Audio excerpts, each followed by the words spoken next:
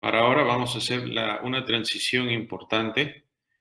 Vamos a pasar de la llamada era de los mártires a la Iglesia imperial.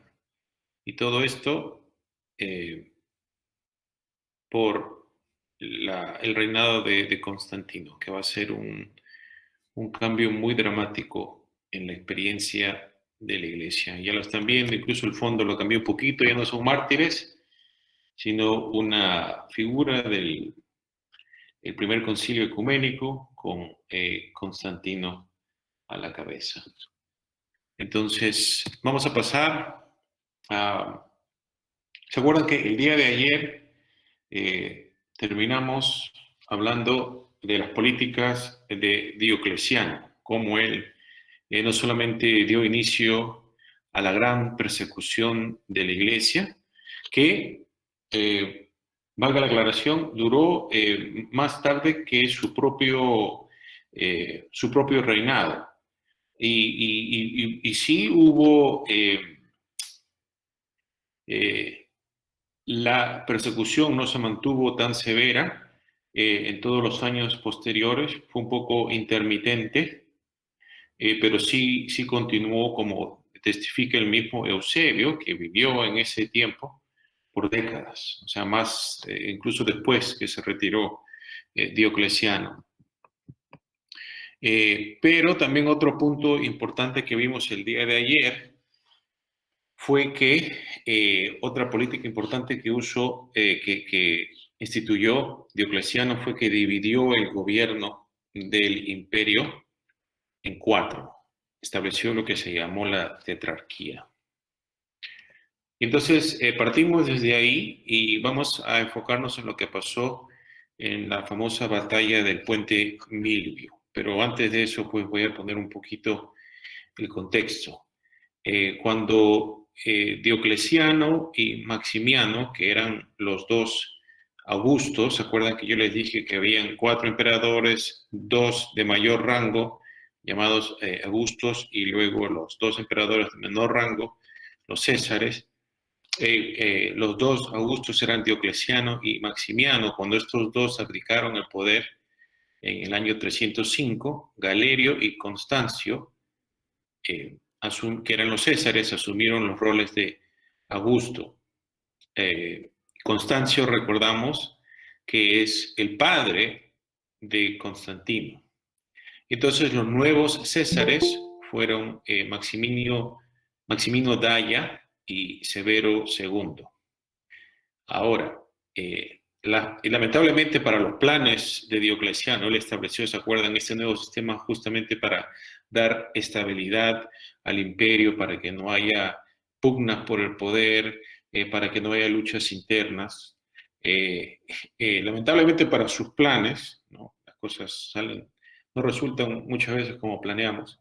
Constancio, el padre de Constantino, muere al año siguiente en que estos dos abdican, los dos Augustos abdican el poder. Muere durante una campaña militar y entonces Severo II adopta el cargo de Augusto en la parte occidental del imperio y Constantino, el hijo de Constancio, el de César, sobre los territorios de Britania, Galia y Hispania. Así es como Constantino se convierte en uno de los cuatro emperadores. Esta inestabilidad gubernamental continúa en el año 307, cuando Magencio, el hijo de Maximiano, él estaba frustrado porque no fue nombrado César después que su padre abdicó el poder. Así que él logró convencer al Senado romano de que lo designen a él como Augusto. Y Severo II atacó a Magencio, pero murió. No pudo vencerlo y más bien fue derrotado y murió. Eh, ya se dan cuenta acá, nos metemos a todos los detalles. Básicamente el plan de Diocleciano fracasa, ¿no? Las pugnas siguen, las aspiraciones por el poder continúan, los hijos de los que están a cargo aspiran a seguir los pasos de sus padres y cuando los pasan ven la manera de tomar el poder, ¿no? Galerio se niega a reconocer la autoridad de Magencio y él nombra a Licinio como el Augusto occidental legítimo. Pero a pesar de este reconocimiento, Licinio no es capaz de tomar el control de los territorios bajo el poder de Magencio. Entonces,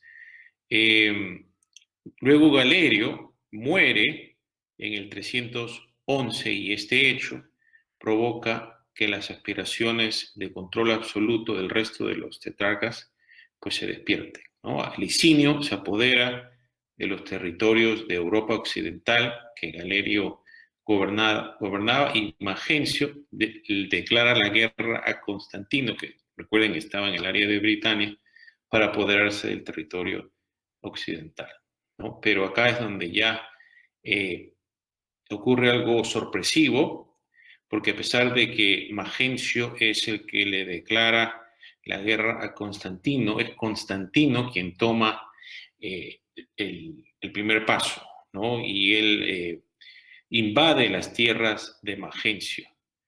Y aquí es donde ocurre, pues, el evento que es debatido por historiadores, teólogos. Se debate la veracidad, el significado, si ocurrió, qué fue lo que vio Constantino. Sea como sea, pues lo que se cuenta es que en preparación, en las preparaciones de Constantino para hacerle frente a Magencio, él ve una visión en el cielo. Y él, bueno, ya sea él o sus consejeros, lo interpretan como que el Señor Jesucristo se le aparece y le dice que en esta señal vencerás. Y lo que le muestra es la señal del llamado Quiro. Le voy a mostrar, voy a buscar acá en internet para mostrarles, tal vez ustedes ya conozcan esta señal.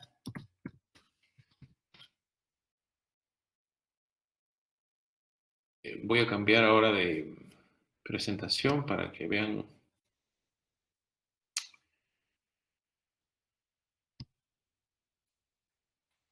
Voy a pasar ahora esta otra. Perdónenme por no haber tenido esto listo. Aquí está el Quiro. Le llaman Quiro porque son esto que ven aquí, no sé si lo están viendo. Ven el cursor, ¿no? La flechita. Esta X, la X representa la letra griega, bueno, acá ven, lo pongo ki.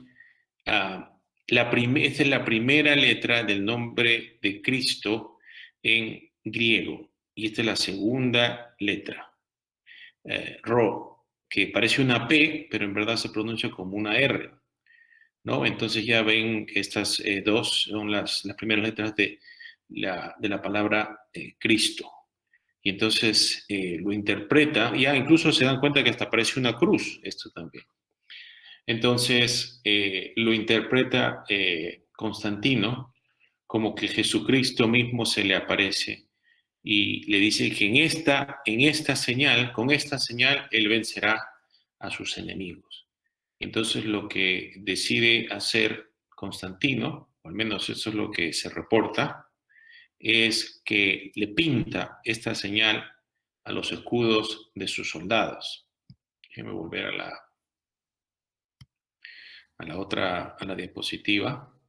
Y bueno, como ya seguramente saben lo que va a pasar, Constantino vence a las tropas de Magencio y acá ven pues esta representación, supuestamente este que está en su caballo es Constantino, acá están las tropas de Magencio.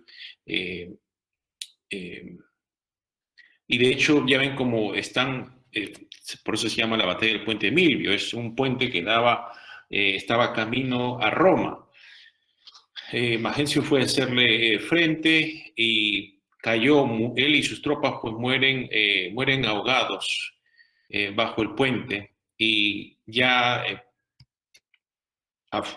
el futuro, cuando ya los cristianos son beneficiados por las políticas de Constantino, van a comparar la derrota de Constantino a Magencio en el puente Milvio como la victoria del pueblo de Dios con Faraón, ¿no? Que incluso hay el canto de Moisés que se echó a la mar al Faraón y sus carros. Bueno, algo lo van a comparar esto como algo que hizo eh, Constantino, ¿no? Por decirlo así, el elegido de Dios ya para a vista de los cristianos en el futuro, estoy diciendo, obviamente en este momento él solamente ha vencido a Magencio, pero el siguiente evento importante de lo que él hace es que ya con el control de la zona occidental del imperio, él forma una alianza con Licinio, que era el emperador ya en la parte oriental. Constantino le ofrece a su hermana en matrimonio a Licinio y se crea esta alianza.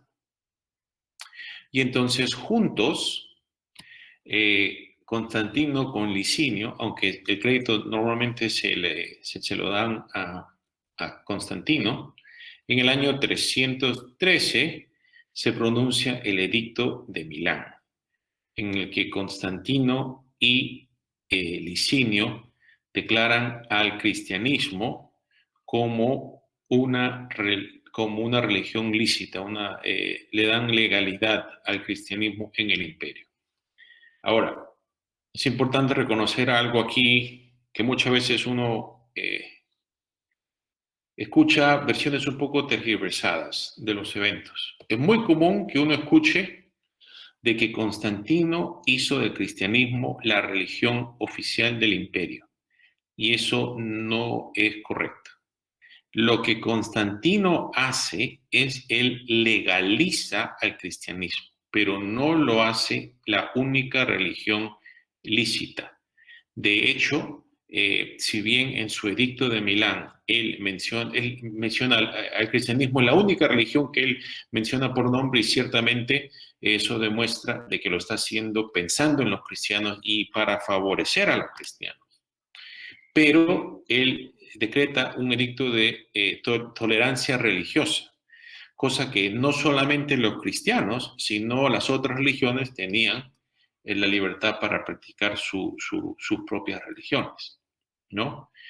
Aparte de eso, en el edicto de Milán, Constantino y Licinio declaran que también las iglesias pueden recobrar todos sus edificios que habían sido decomisados por el imperio en el pasado. ¿Se acuerdan que cuando hablamos de la gran persecución de Diocleciano, uno de los decretos fue de que iban a quitarle a la iglesia todos sus edificios? Bueno, se los da de vuelta Constantino. Y lo cierto es que Constantino empieza a favorecer a la iglesia. O sea, si bien no hace del cristianismo la única religión lícita, él sí comienza a identificarse más y más con el cristianismo y a favorecerlo. No solamente les devuelve sus edificios, sino con el tiempo también daría ciertos privilegios a los obispos, a los miembros del clérigo, les daría ciertas excepciones para algunos impuestos y eventualmente también les daría poder secular para que actúen como jueces en la sociedad. O sea que si alguien quería tal vez resolver algún problema, podía también apelar a los obispos de la iglesia como mediadores. Aparte de eso, también Constantino comienza no solamente a devolverle terrenos a la iglesia, edificios, sino comienza a construir edificios para la iglesia también.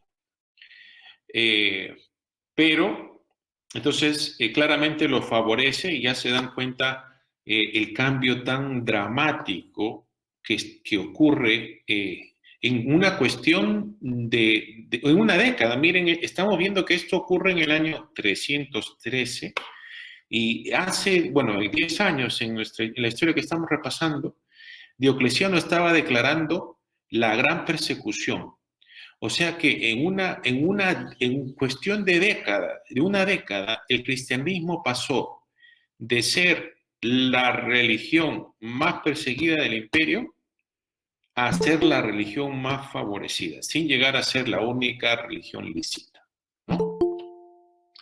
Entonces, es difícil para nosotros imaginarnos el impacto que esto debe haber tenido pues con los cristianos, ¿no? Realmente que a Constantino lo van a ver como un libertador, como un tipo de héroe. Y eso es el sentido que uno desarrolla, ¿no? Cuando uno lee obras como La vida de Constantino por Eusebio de Cesarea, es como una apología, un poco de este, al que se llama el primer emperador cristiano, así en los trabajos de historia a Constantino se le llama. Aunque, como ya vamos a ver, él todavía no se une formalmente a la iglesia, pero ya también se dan cuenta qué es lo que está pasando, ¿no? Porque una vez que el emperador comienza a favorecer abiertamente a una iglesia, perdón, a una religión, ya se dan cuenta que esta religión también gana un prestigio social que no tenía antes, ¿no? Y entonces las posibilidades para el cristianismo de alcanzar, por decir así, a las élites sociales se hacen muy reales. Cuando en contraste, ya vemos que Pablo, cuando escribe a los Corintios, le dicen, no hay muchos sabios entre ustedes, no hay muchos que vienen de cuna de oro, por decirlo así, ¿no? Dice Dios ha escogido a lo que el mundo rechazó. Pero entonces, esto es lo que está pasando con Constantino, con el edicto de Milán.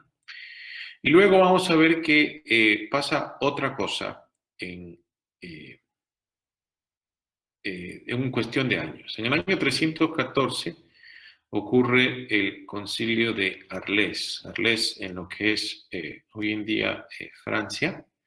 ¿Y por qué es importante este concilio? Porque junto con el de Roma, marca la intervención de Constantino en el gobierno de la iglesia. Ya no solamente él favorece al cristianismo, le devuelve concede pues favores seculares, ¿no? Aparte de eso también, eh, eh, justamente como lo está favoreciendo, él claramente tiene un interés en que la iglesia se mantenga unida. Y entonces, ya para el año 314 había ocurrido el cisma donatista. ¿En qué consiste el cisma donatista? Pues en la iglesia del África del Norte, a raíz, ya se dan cuenta, ¿se acuerdan cuando estuvimos hablando el día de ayer acerca de Cipriano de Cartago y eh, los debates que hubieron con respecto a qué hacer con las personas que habían caído durante la persecución? Bueno, algo similar ocurre durante la gran persecución de Diocleciano. Y el problema que surge concretamente es que al que se le ordena como nuevo obispo de Cartago, también se le acusa como que él había entregado las escrituras a las autoridades romanas durante la persecución. O mejor dicho, que uno O sea, ni siquiera había sido realmente él, sino se le acusa de que él había sido ordenado por alguien que había entregado las escrituras, ¿no? Entonces, según la teología de estos iglesias y obispos africanos, eh, esto invalidaba la ordenación de este obispo de Cartago, ¿no? Porque los que lo ordenaron eran pecadores, si eran pecadores, entonces no tenían el Espíritu Santo, y si no tenían el Espíritu Santo, entonces tampoco esa consagración no era válida, ¿no? Y entonces rechazan a este nuevo obispo de Cartago y establecen a su mismo, a un obispo propio. Uh, pero el resto de comunidades de las iglesias católicas, recuerden que católicas no significa católicas romanas, sino católicas porque estaban conectadas alrededor del mundo y se veían como una sola iglesia, entonces es la Iglesia Universal. Ellos pues no aprueban la acción de estas iglesias separatistas y entonces básicamente estos separatistas se quedan solos, forman su propio grupo en África del Norte y el primer obispo que ellos establecen muere poco después de su ordenación y el segundo es el más famoso que se llamaba Donato y por eso es que se le llama donatistas a los africanos. A estos separatistas africanos. ¿Qué pasa? Que incluso después de que pasa la persecución, después de que ya Constantino está favoreciendo a la iglesia, los donatistas aún no quieren juntarse con la iglesia católica. Entonces, Constantino convoca un concilio de obispos para que intenten resolver este asunto. Pero una vez más, esto es importante porque es la primera vez que un emperador romano es el que convoca un concilio de la iglesia. Este es un concilio regional, es un concilio que tiene que ver con lo que está pasando en el occidente. Pero estos concilios no van a resolverlo los donatistas. Los donatistas van a, básicamente estos concilios van a decir, ustedes donatistas están exagerando, tienen que regresar a la iglesia. Los donatistas van a rechazar estas decisiones y van a seguir separados. O sea, realmente no cumplen su propósito, pero son importantes porque es la primera vez, repito, que un emperador romano convoca un concilio de la iglesia. Pero esto es un concilio regional. Ahora va a pasar algo interesante, pero va a ser el segundo evento que vamos a ver después de esto. En el 321, Constantino declara que, a propósito, la monedita que ven ahí, es del dios romano, el sol vencedor, ¿no? Que le llaman el sol invictus. Y el domingo era el día del sol, ¿no? Entonces, por eso es que dice el día del sol, se hace día de reposo, pero una vez más está claro de que a pesar de que Constantino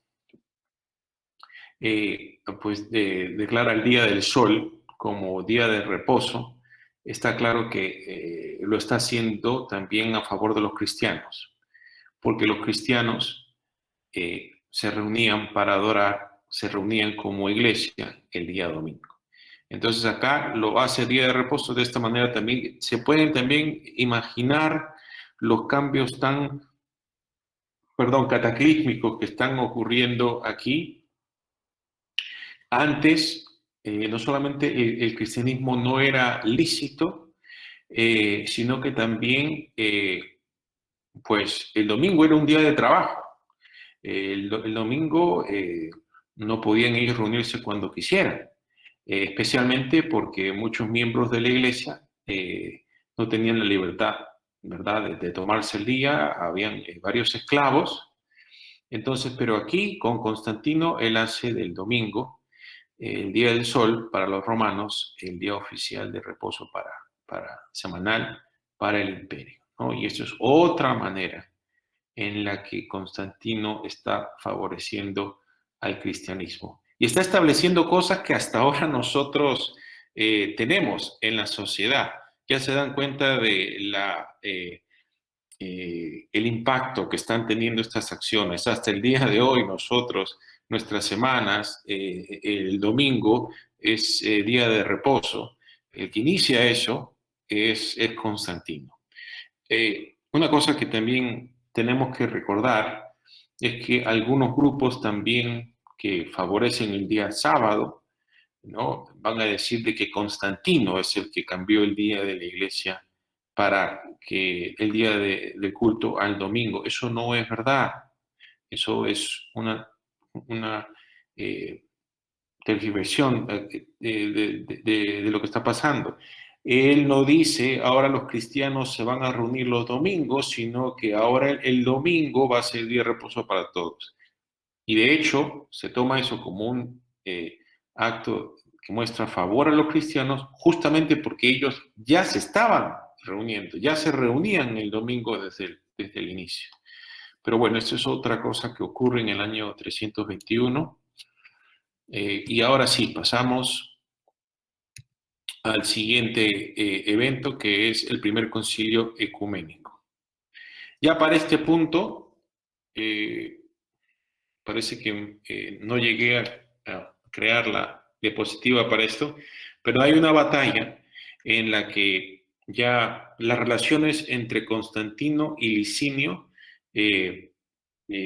pues se malogran, ya no están en buenos términos, y Constantino vence a Licinio y toma control de todo el imperio. Entonces ya para el año 325, Constantino, que en su momento era el emperador del el lado occidental solamente, ahora pasa a tomar control de todo el imperio. Él es el único emperador ahora de todo el imperio romano, y ya siendo el emperador romano, en el año 325, él convoca el primer concilio ecuménico. Vamos a hablar más, tenemos una lección dedicada a los concilios ecuménicos, así que vamos a hablar más del concilio de Nicea, Dios mediante, pero ahora menciono un punto diferente, ¿no? Ya se han dado cuenta que hemos hablado acerca de muchos concilios en lo que va del curso. Vimos los concilios desde el de Jerusalén en el año 48, ¿verdad? Luego vimos el concilio, el primer concilio provincial que condenó a Montano, en la segunda parte del segundo siglo. Vimos los muchos concilios provinciales de los que da testimonio Cipriano. Todo, y bueno, acabamos de hablar del concilio de Arles, este también era provincial. Todos los concilios que la iglesia había tenido hasta este momento habían sido locales, habían sido provinciales, no representaban a todo el cristianismo, sino hablaban solamente por una región, ¿verdad? Entonces no podían hablar por toda la iglesia y mucho menos podían imponer sus decisiones a toda la iglesia. Esto cambia en el año 325. Ya vamos a hablar más acerca del arrianismo. Era el gran debate teológico que estaba barriendo el lado oriental, el lado este del imperio. Toma su nombre de esta herejía de Arrio, que era un presbítero alejandrino, egipcio, eh, que enseñaba que el Señor Jesucristo no era de la misma, no tenía la misma divinidad que el Padre, sino de que había sido creado en un momento y por ende tenía una divinidad inferior. Vamos a hablar más de eso, repito. pero los debates que estaban ocurriendo también amenazaban pues con dividir a la iglesia y una vez más Constantino tenía un interés muy claro en mantener a la iglesia unida. Allí hay gente pues que alega que es su motivación política, ¿verdad? Él entiende que una iglesia unida ayuda a que el imperio mismo se quede unido, ¿no? Si la religión que él mismo está favoreciendo se divide y se separa en facciones, pues amenaza a su propio imperio. Entonces, este es el primer concilio ecuménico que es llamado por Constantino. ¿Alguna pregunta de lo que hemos visto hasta el momento?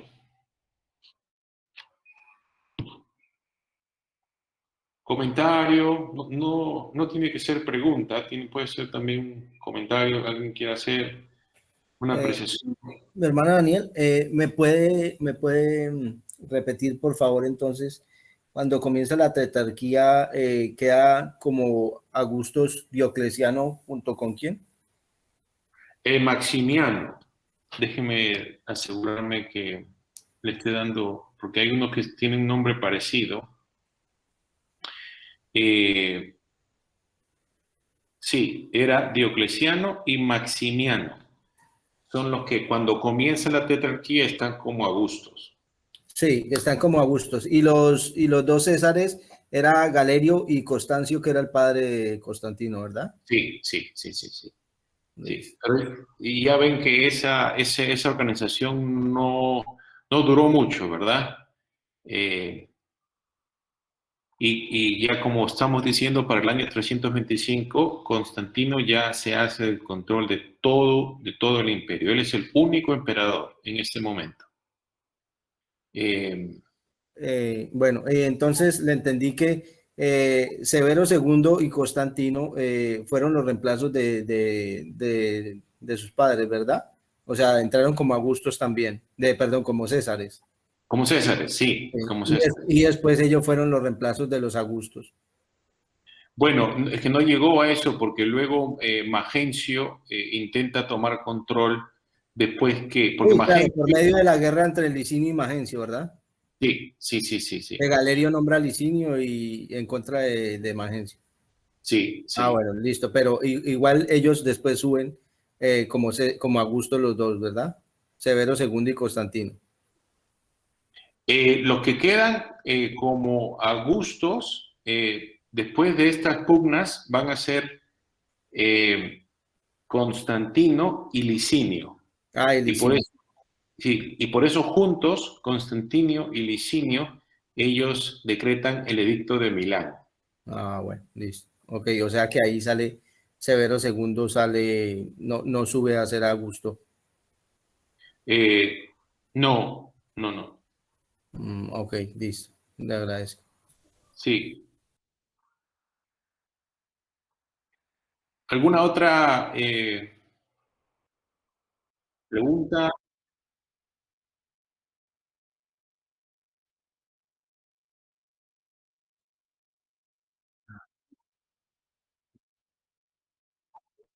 Sí, muy buena pregunta. La palabra ecuménico eh, proviene de un término griego que se refiere al mundo, ¿no? Entonces, es como decir mundial, universal, pero no en el sentido de todo el mundo como creación, sino realmente como el espacio habitado, ¿no? Entonces, la palabra griega de la que se deriva ecuménico venía a referirse pues al mundo de los hombres, al imperio romano, ¿no? Llegó a hacerse casi sinónimo. Y entonces por eso es que se utiliza la designación de concilio ecuménico para el concilio que ya intenta decretar las normas no para una provincia o para una localidad específica, sino para todo el imperio. Y la diferencia con el ecumenismo, ¿verdad? Porque esa es la pregunta. El ecumenismo es otra cosa. El ecumenismo es un movimiento de fines del siglo XIX, inicios del siglo XX, que intenta promover el diálogo y la reconciliación entre las diferentes iglesias cristianas. Entonces, obviamente hay paralelos, y por eso es que ambos utilizan esta palabra que se deriva del bueno, en griego es la palabra eukemene, creo, pero de ahí se deriva, pero entonces, como tanto el ecumenismo como el ecuménico están de alguna manera conectados a toda la iglesia, utilizan esa palabra, pero están hablando de cosas diferentes. Repito, el movimiento ecuménico es un movimiento reciente, es un movimiento que realmente toma fuerza en el siglo XX, es un movimiento que ya pues hereda todas las divisiones del cristianismo de todos estos siglos que hemos pasado y promueve el diálogo sin realmente llegar a promover que se forme una sola iglesia. Eso tampoco lo llegan a promover, sino más como que la tolerancia, buenas relaciones, el mejor entendimiento, ¿verdad? Y también luego ellos también como que se fueron más para la izquierda y comenzaron a hacer pronunciamientos acerca de diferentes temas, pero ese es el ecumenismo moderno. Concilio ecuménico tiene que ver de que significa que a diferencia de los concilios regionales, provinciales, que la Iglesia había tenido hasta ese punto, el concilio ecuménico es convocado por el emperador y con el propósito de establecer normas para toda la iglesia en todo el imperio y por ende, como la palabra eukemene se utilizaba para referirse a todo el imperio, se utiliza también este nombre, ¿no? Ecuménico. Pero bueno, esa es la diferencia entre el ecumenismo y el ecuménico de los concilios, ¿no? Vamos a hablar, repito, más de ellos porque son muy importantes para el desarrollo de la doctrina cristiana. Pero por el momento vamos a seguir hablando de lo que hace Constantino. Y en el año 330, Constantino dedica la ciudad de Constantinopla. Constantinopla es esa última pla, es de polis, ¿no? De ciudad. Constantinopla es la ciudad de Constantino, ¿no? Entonces, ¿por qué es importante esto? Constantino establece a Constantinopla como la nueva capital del Imperio Romano. Acá se dan cuenta que realmente él tenía este deseo de dejar una huella, ¿no? Realmente en el mundo. Él quiere transformar el imperio, quiere de cierta manera transformar el imperio a su imagen y hace de Constantinopla, de la ciudad de Constantino, la nueva capital del imperio. Esta ciudad se encuentra en lo que hoy en día es Estambul, en Turquía. Antes se llamaba Bizancio, esta ciudad, y por eso es que a veces los historiadores dicen de que aquí empieza la transición del imperio romano al imperio bizantino. Es realmente el mismo imperio que cambia de balance, por decir, ya su capital ya no está en Roma, sino pasa a estar en Constantinopla, que se llamaba, repito, Bizancio, y por eso se comienza a hablar del Imperio Bizantino, ¿no? Entonces, la antigua versión del imperio se inclinaba para el occidente, la nueva versión se inclina para el oriente. Esto es importantísimo también para el cristianismo, porque esto va también a resultar en, no directamente, pero va, por decir de cierta manera, contribuir a la gran división que va a ocurrir en el futuro entre el cristianismo latino y el cristianismo griego, el cristianismo ortodoxo, ¿no? Ortodoxo es porque, no digo porque solamente ellos tengan la sana doctrina, pero ese es el nombre que ellos adoptan, así como los católicos romanos se han apropiado de ese adjetivo católico que se utilizaba para describir a toda la iglesia, pues la iglesia ortodoxa hoy en día también de cierta manera hace lo mismo con este adjetivo, pero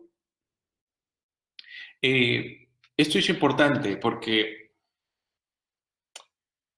no vamos a llegar nosotros a hablar acerca de la Edad Media, pero ya dijimos nosotros al inicio, cuando hablamos de lo que significa estudiar la iglesia antigua, de la antigüedad clásica, dijimos de que la antigüedad termina con la caída de Roma en el occidente. Bueno, parte de la razón, no es toda la razón, pero es parte de la razón por la que Roma cae en el occidente, es porque también el imperio se había mudado, por decirlo así. Ya su centro no estaba en Roma, sino pasa a estar en Constantinopla. Y Constantinopla, de hecho, el imperio bizantino, a pesar de que Roma cae en el siglo V, Constantinopla va a seguir por otros 1000 años, ¿no? El imperio bizantino va a continuar funcionando. Entonces, todos estos desarrollos, todos estos sucesos van a contribuir también a que, si bien en su momento la iglesia antigua estaba toda junta bajo la protección del único imperio romano que estaba por encima de todos ellos, de que una vez que caiga el imperio en el occidente, las iglesias occidentales comiencen a tomar un rumbo diferente a las iglesias griegas.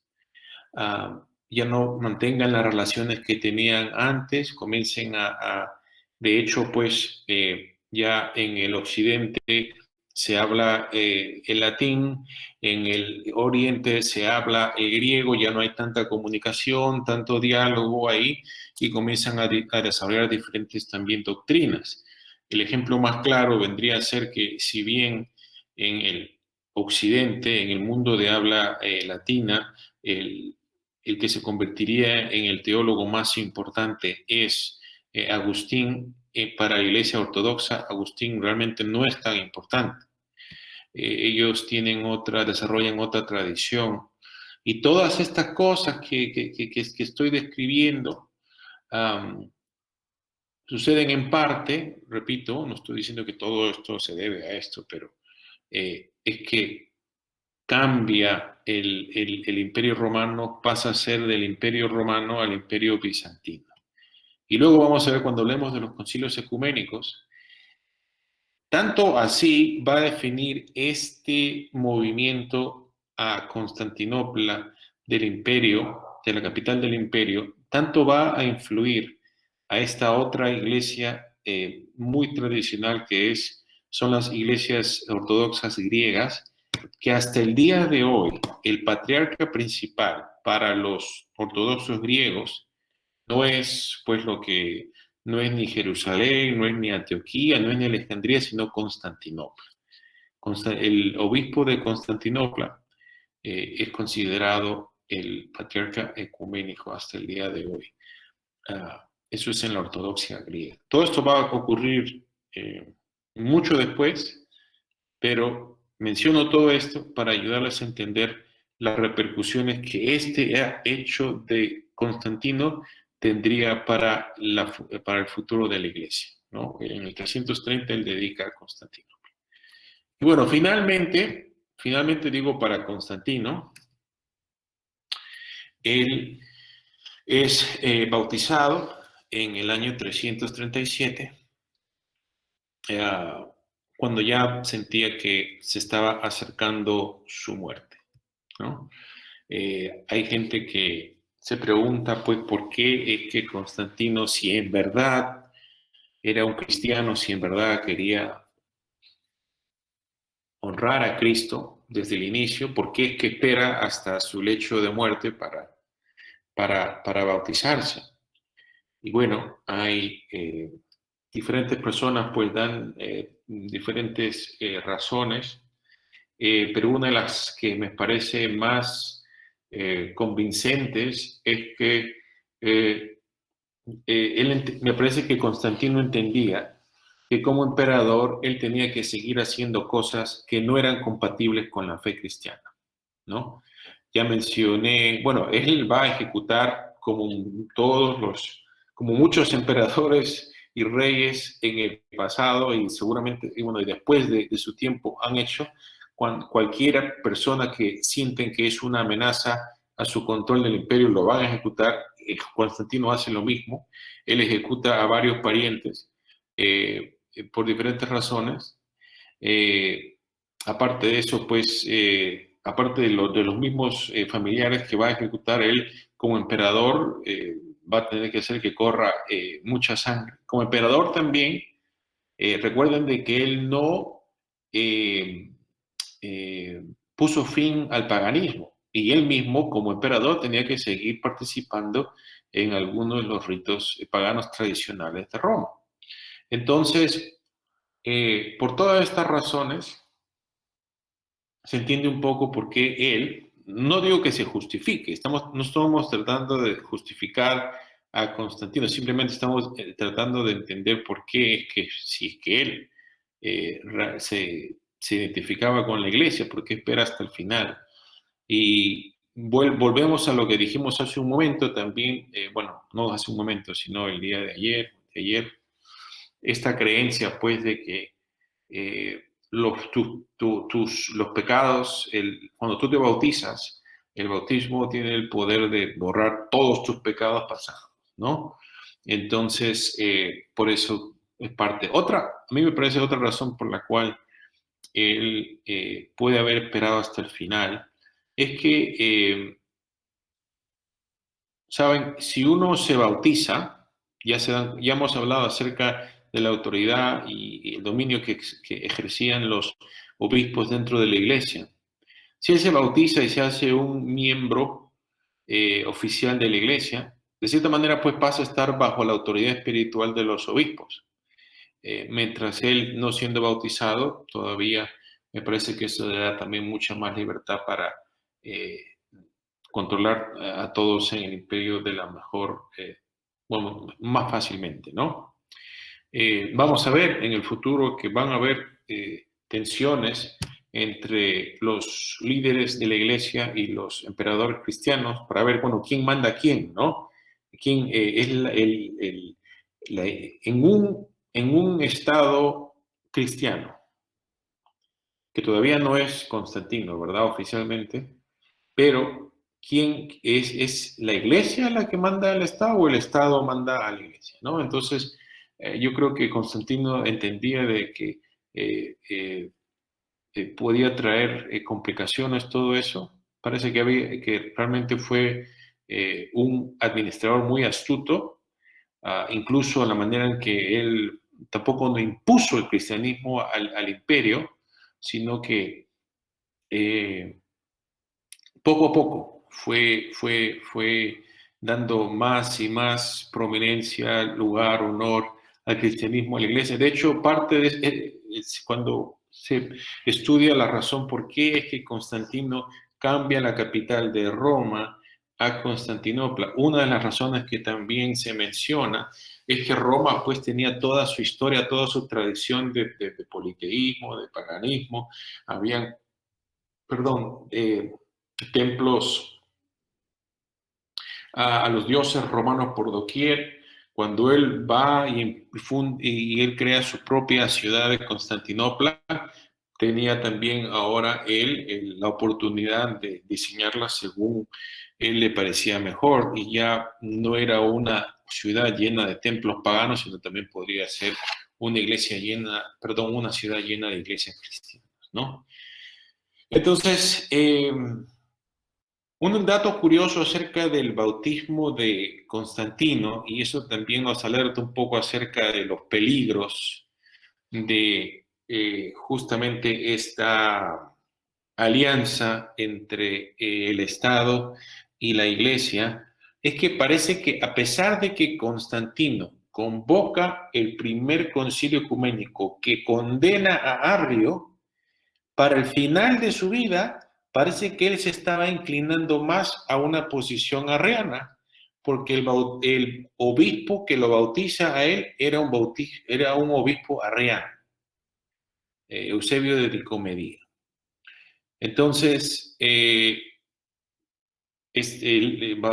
Constantino es bautizado en el año 337, pero a pesar de que él es bautizado por un obispo arriano, en la iglesia ortodoxa, en las iglesias ortodoxas griegas, que a mi parecer realmente preservan más la tradición de la iglesia imperial que cualquier otra, incluso que la de la iglesia católica romana, me parece. A Constantino se le considera un santo de la iglesia. Él es San Constantino y se le da otro título de honor que es el de Isapóstol, que quiere decir que él es comparable a los apóstoles por la influencia, la contribución que hizo el cristianismo y la labor que hizo para hacer llegar el evangelio pues a todo el mundo. De hecho, él determinó que lo debían enterrar a él en la iglesia de los que le llaman la iglesia de los apóstoles, ¿no? Y como que él mismo de cierta manera expresa que, bueno, él también hizo una contribución importante a la expansión del cristianismo, ¿no?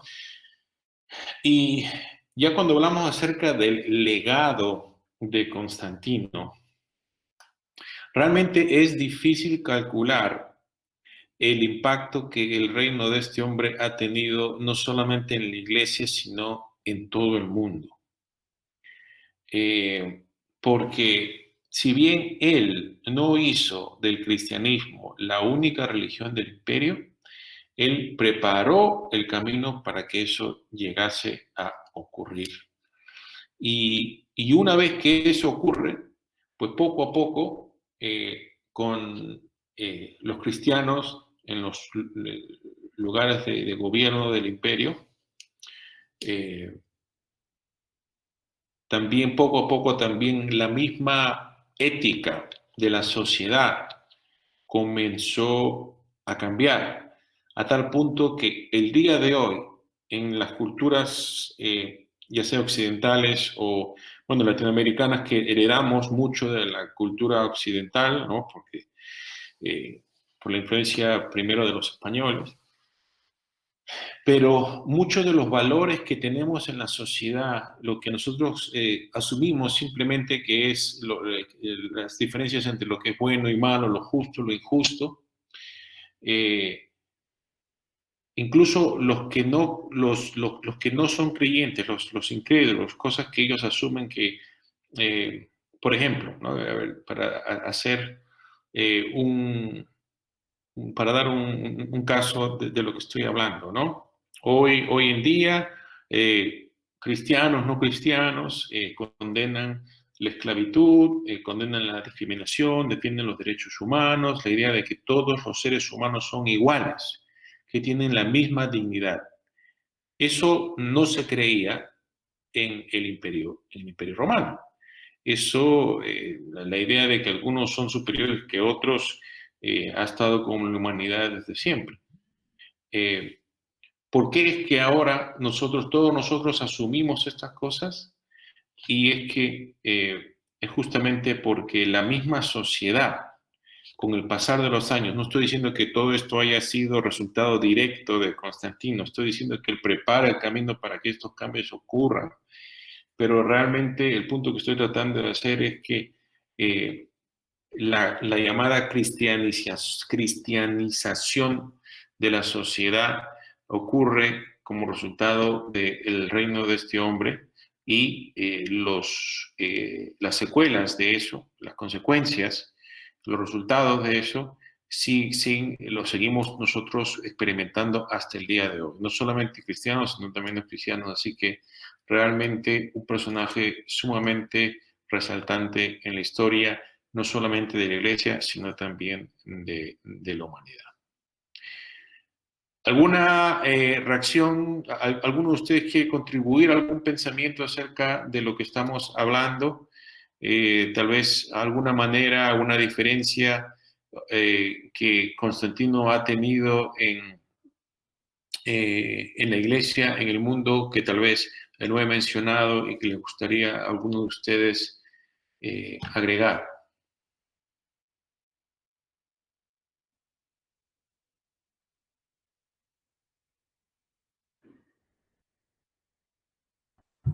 Pues no sé, de mi parte creo que está claro. Solamente estaba pensando en cuáles serían los pro y los contra con respecto a la legalización del cristianismo para aquel entonces. Y bueno, que luego se fuera a ver ese efecto en el tiempo.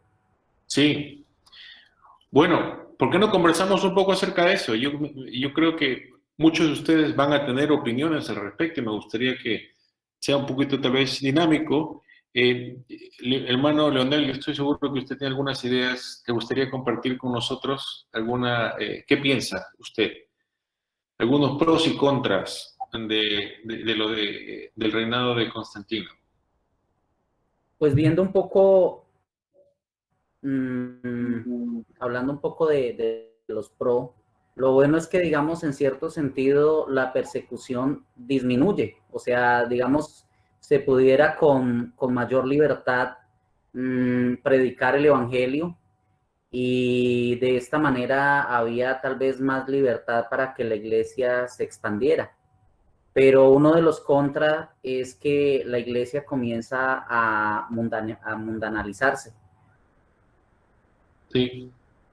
O sea, creo que con el tiempo podemos ver que la iglesia empieza a adoptar prácticas del mundo y tal vez a ser menos celosa y menos purificada en ese sentido. Y pues cuando nosotros vemos que la iglesia se ha proliferado más, es cuando han habido momentos de persecución. Sí. No, eso está muy bueno. Eso es una muy buena observación, hermano Leonel. Yo creo que, como usted dice, uno de los resultados negativos es el aumento del nominalismo dentro de la iglesia, ¿no? O sea, eh, gente que son cristianos solamente de nombre, porque están en la iglesia si ya vemos que Constantino no solamente legaliza, sino que favorece a la iglesia. Y a los líderes de la iglesia les da mayores favores que incluso los cristianos. Ya se dan cuenta cómo van a haber algunas personas dentro de la sociedad que no solamente van a querer hacerse cristianos, sino también hacerse obispos para ganar todos estos privilegios que tienen estas personas en la sociedad, ¿no? Y eso hace que no solamente tengamos miembros de la iglesia que realmente sean del otro bando, sino también líderes también, ¿no? Y eso es un peligro grandísimo, ¿no? Y ya vemos por qué nosotros, obviamente, como cristianos protestantes, reformados, creemos que la iglesia, de hecho, se corrompió mucho con el transcurrir de los siglos y por eso hubo una necesidad de una reforma. Y yo creo que ciertamente cuando pues hay esta adopción del imperio, de parte del imperio del cristianismo, se abren las puertas para muchas de estas influencias que van a llevar a que la iglesia se corrompa de diferentes maneras, ¿no? ¿Alguien más les gustaría agregar algo? ¿Algún otro pensamiento con respecto a los pros y contras del reinado de Constantino? En los últimos 16 años, cuando él, después de que derrota a Licinio, ya queda se podría decir como otra vez como Augusto César del imperio, porque eh, reinaba en la parte occidental y ahora en la oriental. Después, en esos últimos 16 años, él cómo manejó el imperio bajo el mismo esquema de Augustos y Césares.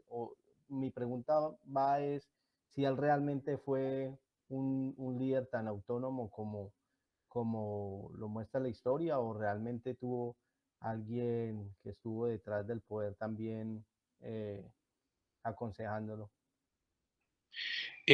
Bueno, la verdad es que, para ser franco, tampoco yo soy un especialista de Constantino por sí mismo, pero de lo que he leído, menciono esto porque no le podría proporcionar muchos detalles acerca de su reinado, además de, o sea, aparte de las cosas que he mencionado, pero ciertamente de lo que yo he leído se ve a él como un líder bastante fuerte, que toma el cargo de las cosas, asume control, y una de las cosas que no he mencionado y que de hecho algunos historiadores creen que es lo más importante que él hizo para que las nuevas políticas que él asumió de hecho duraran, es que pues él vuelve, a diferencia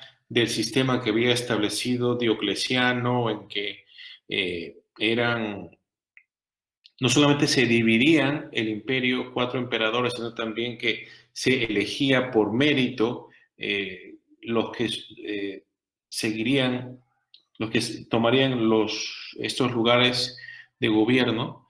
Él vuelve a establecer una dinastía, él establece su propia dinastía, hace que sean sus